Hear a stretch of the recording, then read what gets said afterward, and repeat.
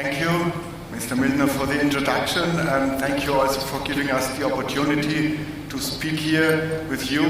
As you already mentioned, you will see this presentation by two companies. In fact, there were three companies.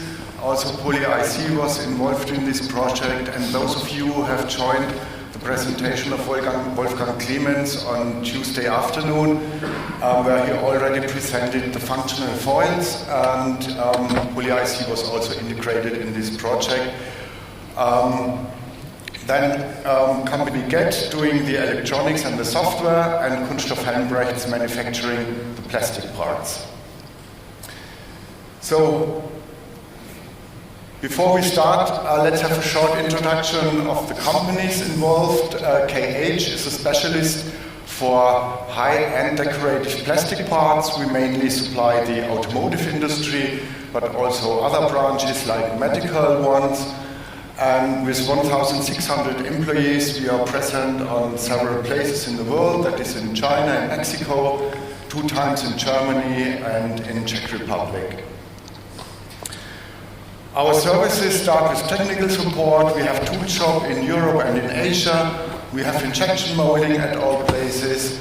And we have a lot of decoration processes in-house.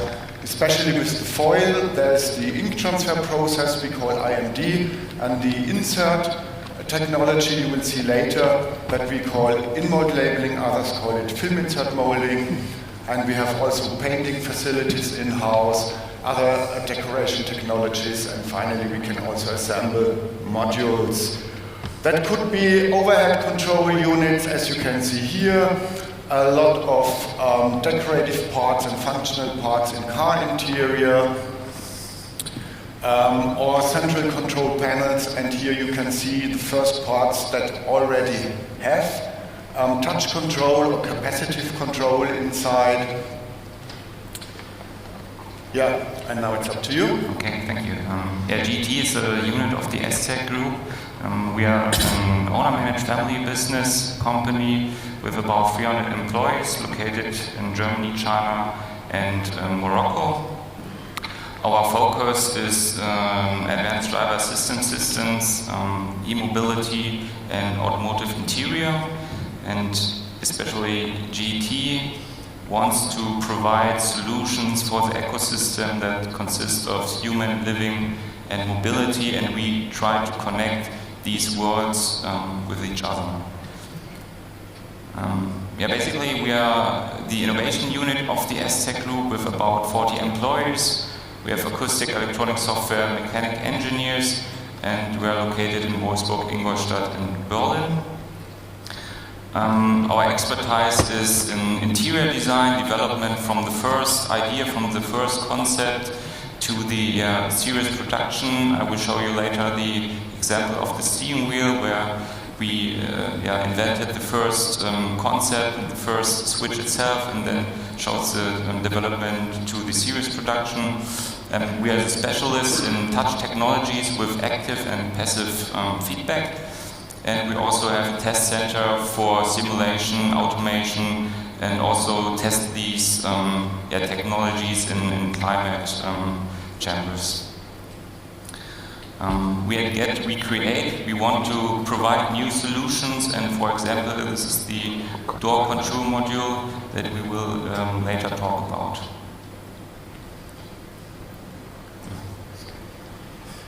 Yeah, and what we all, if you remember to our mobile phones in the past and what happened here, they lost all of their buttons, most of their buttons, and they got a screen that we touch, where we slide on. Same happened in consumer electronics. And if you look back, for example, to a car show back in 2016, where they forecasted that in car interior same will happen, that we will have nice surfaces that can be controlled by capacitive surfaces. And by the way, down left, that module was also developed and manufactured by a company GET. This was forecasted and exactly that happened. But what was the big difference and the challenge? If you consider your smartphone, you have a flat surface and you can work with glass. But here in car interior, designers want to have a 3D shaped surface. So glass is not a good opportunity, but plastic parts offer us a good opportunity to work with three-dimensional decorative parts. Capacitive control, I'm sure you all know. The finger, your hand works as a capacitor, and as soon as you approach a surface, it can be detected. And same we work with in these modules. But the surface, as already mentioned, made of plastic. And here we use a so-called in-mold labeling or film insert molding technology. And it works, as you can see here, we start with a flat foil where we print on the backside. Then we form these sheets in a 3D shape with high pressure. And on the top side, there's already a coating that is still soft, but after forming can be hardened via ultraviolet light. And then we have a good scratch and a chemical resistance on the surface. Next step is that we punch out the slides, put them in an injection molding tool, an injection mold on the parts, and then we have a perfect plastic part. Still just decorative. And then if you put a functional foil on the backside with printed electronics, as you can see here, and if we merge it together, then we have a module that we can control via capacitive load, via touching the surface. And we can use such foils as shown here with printed electronics. And in our case, for the mass production, we use these functional foils manufactured at a company Poly IC, a daughter company of company Kurz in Fürth. And it's a polyester foil with a printed metal mesh on side, printed with silver inks, is flexible, is available at low prices in high volumes, and perfect for us to manufacture it. It has a tail where we easily can connect it to a SIF connector. So, and the question is how to merge these two parts together. So we can glue it on the backside, yes, but if we have bubbles between the foil and the plastic part, then the capacitive load cannot be easily retraced, and so we have to avoid it. And the perfect technology is the so-called functional foil bonding. That means that on the foil already there's a melting adhesive that can be heated up, and that helps us to glue it on the plastic part. And you can see here on the left side, the back side of the plastic part, the sensor foil, and then we glue it on the back side with this so-called functional foil bonding, which is patented by Poly IC. And in this technology, we, together as 3 companies, manufactured this first demonstrator for a steering wheel. And compared to former versions, we only have one single part here. No more buttons, no more scroll wheels, and so on. And that helps us also to reduce logistics, because we only have one version that is fully integrated with everything. No blind button, nothing else needed. And here included we have capacitive switches. And these functions in these switches can be switched off or switched on, function on demand. That means if you have not booked cruise control, that can be switched off, is not visible and cannot be used. And let me show you in a small video. You can see this area with the highlighted functionality, and then via software we can switch off several areas, use the black panel technology where nothing else is visible, and finally reduce it also to a blind button with no function and only aesthetical function. That was a demonstrator. And exactly what happened here was then afterwards implemented for mass production in the ID3. Right. Yeah, I want to give you a short impression of the journey from actually the first idea to, we call it the future steering wheel. 6 years ago, we worked in a small garage and invented this new technology, this capacitive touch switch with haptic feedback. Together, we have the patent on this technology with Volkswagen, and it was the first steering wheel switch that has a touch functionality, force sensing technology. In this case here, a white panel effect, the glass effect, and ambient lighting. And this was presented at the CES 2016 in Las Vegas. And from that first prototype, we made the next steps. It took about 2 years, where the aim was to miniaturize the electronics, to put all the electronic parts only in the switches on the left side and on the right side. We made some use cases for new ambient lighting, for steering wheel buttons that are integrated in the steering wheel itself. And of course, we built much prototypes. We showed the directors of Volkswagen, and they found it so interesting, and they wanted the technology to be in serious production. So it happened in 2020. The ID.3 was presented to the world, and Volkswagen was the first to market with this technology, where they bring the haptic feedback and the touch capacitive switches into the steering wheel.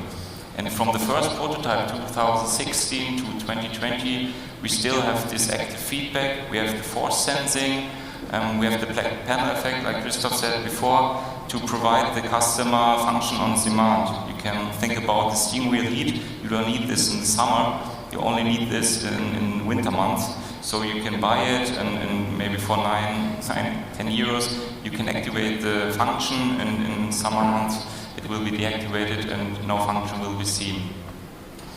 And what we think, what could be the future, this is the form that we think of. For that we need drive-by-wire technology, so you don't want to turn the steering wheel 360 degrees. You just want small angles. We still think that the black panel effect is very important to provide the function on demand technology. We will have curved OLED displays, we will have the active feedback, pulse sensing, hands-off detection, steering wheel buttons, and vision materials. When you have a deeper look into the ID.3, you will see that there are only capacitive touch switches.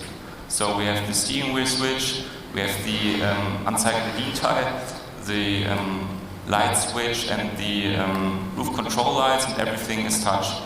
But what we already seen that the market is not very happy with this solution, because only touch without any force sensing or any feedback is not accepted, leads to misuse, and so we think that there will be a change in the next years. And for us, it was a challenge to see, okay, the window door lifter was the only mechanical button left in the car. So we wanted to also change this to a full surface with the black panel effect and 3D design, haptic feedback, and for that we worked together with KH Foliotech and Poly IC and try to make it more innovative and more technology. Yeah, and same happened here. In the manufacturing way, we have a foil, a functional foil, you can see on the left side, and we have the plastic part on the right side, even more demanding in 3D shape. If you look at this area, which has a tremendous 3D dimension, and also we need functionality on the back side or on two sides of this area. And here again you see the manufacturing steps on the left side, the functional foil, the back side of the plastic part, bonded together, and with the front side on top, again with black panel technology. Here you can see the hot stamping process, where we press a hot stamp on this foil. The adhesion is melted, and then we glue it on, or bond it on the back side. This process can be done as an up and down process or as a roll-on process if you have more or less flat parts.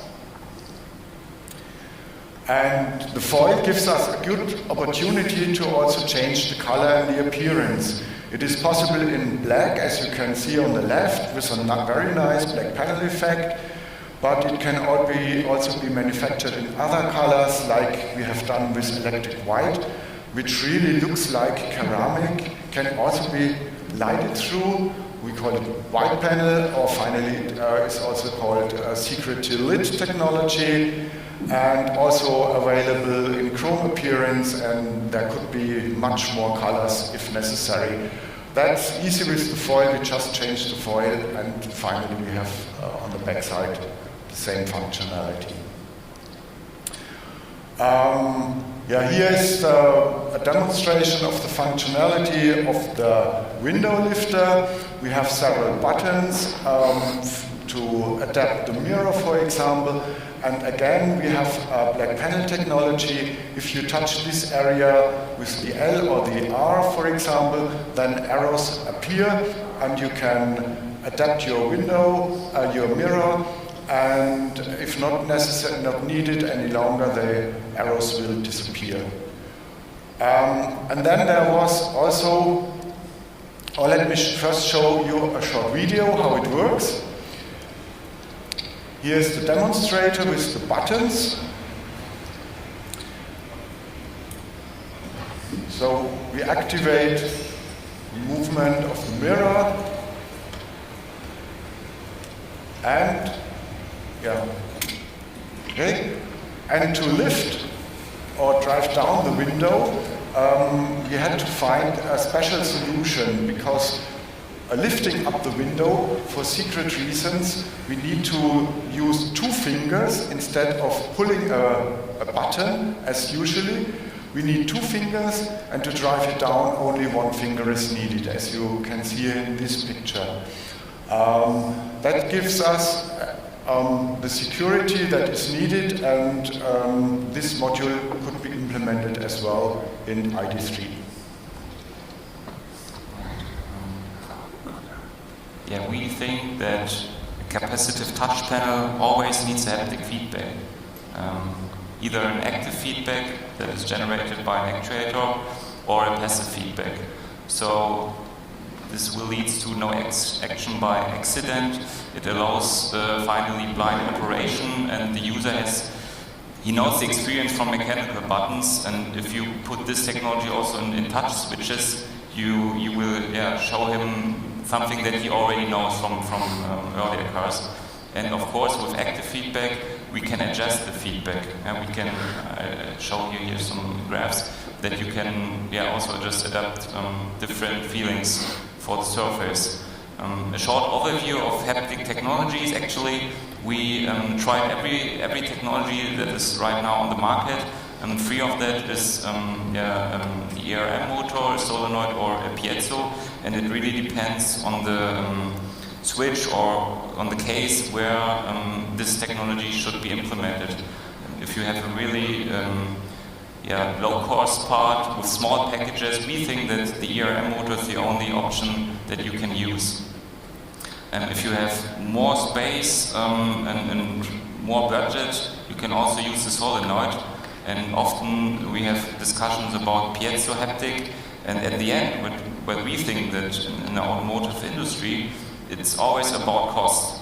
And piezos itself are not that expensive, but the electronics and the high voltages in the switcher itself, we think that this won't be in the future. So our technology, the ERM motor haptic feedback, is very smart. It's low cost, small packages, easy mechanical integration, and it really makes a good feel of the surface. And what is actually the future of the capacitive switches? We believe that only touch switches are not accepted by the market and will not be accepted by the market in the future. They will be replaced with switches with active and passive touch feedback.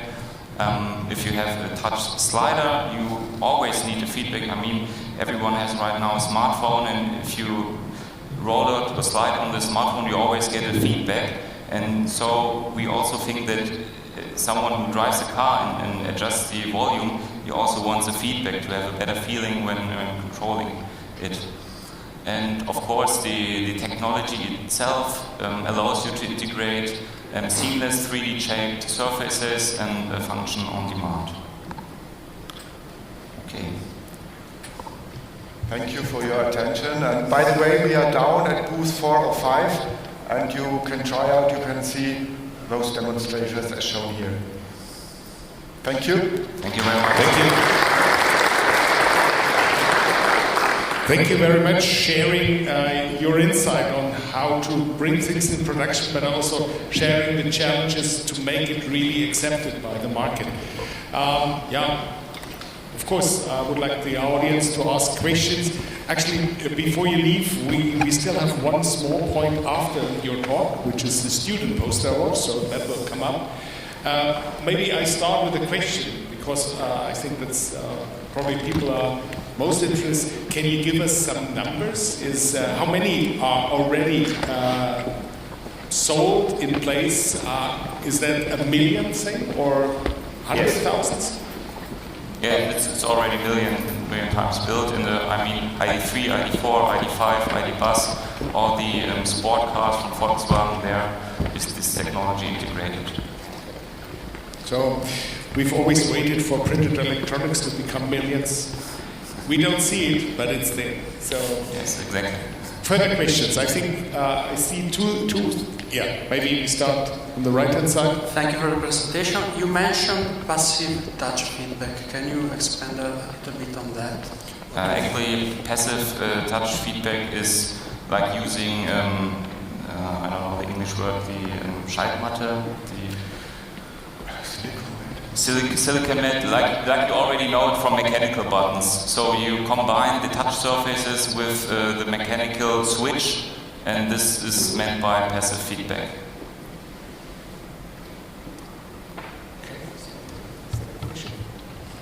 Thank you for your talk. As I well understood, this is already mass production, right? Yeah. Yes. So it's innovative, and I appreciate that. So we are talking about technology advantage, but you talk about the buttons, and you call it its sustainable advantage. You have less buttons, lighter weight, but for example, in the end of life, you have a misfunction of your technology. You have to replace it entirely. Is it sustainable? And what happens to the end of life of your panel? How do you treat it? Of course, we have a PCB, as in other modules before, that can be separated, and the plastic part itself is glued together with polyethylene foil that is also plastic. There's some silver on it, but I think there are processes to regain it if necessary. And compared to the solution before, where we had a lot of buttons, plastic buttons, I think this is a more sustainable solution than before. Because we do not have metal clamps in between and other parts. We only have a plastic part that easily can be disassembled and then reused. And it can be recyclable? Pardon? It can be recyclable? I think so, yes. Okay, there are ways not to everything regain is silver. there, but actually, this was also a question I discussed also here. I think because we have this combination, not everything is yet in a way as it may be in the future, but it's a definite step in the direction of making it easier. But we are not yet there. That's, I think, the truth.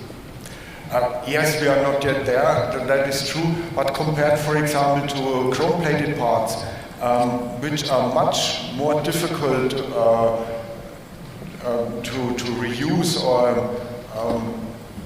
in this case we still have plastic parts, okay, we have silver on it as a certain amount, and I think there are solutions to regain it. Okay, there's a further question.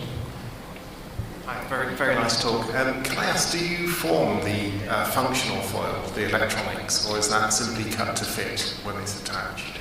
In this case, for the window lifter, we cut it, the foil, yes, exactly to get it into a 3D dimension. Okay. The foil can be bended to a certain amount, but not enough for the solution. Okay. And if you had a really heavily shaped part, would you form the electronics to go onto that? If possible, yes, that would help us, but with having electronics on the foil and forming, of course, you know, there are solutions on the market that are marketed.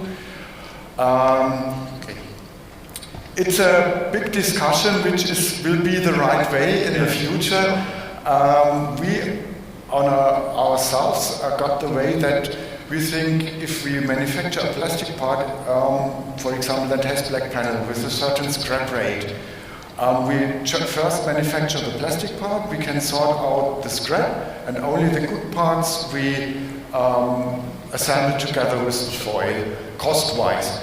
But there could be other ways where it makes sense to implement electronics on the foil and injection mold on the foil. But I think you cannot answer it generally. You have to look at each application and then find the best solution. Yeah, it sounds like a really nice solution for a range of parts. Just a comment, if I could, on the recyclability. I mean, one of the key features of these technologies is the reduction in the materials sets and just overall reduction in materials anyway. So that's a big win compared to PCBs and clips and all of those sort of parts. Just thought I'd throw that in. Yeah, it's a major step in the right direction, but obviously we have still steps to go. Would like to thank you again for sharing this insight there. I think also that shows what we want to do at LOPEC. So let's thank the speakers again for giving us this insight.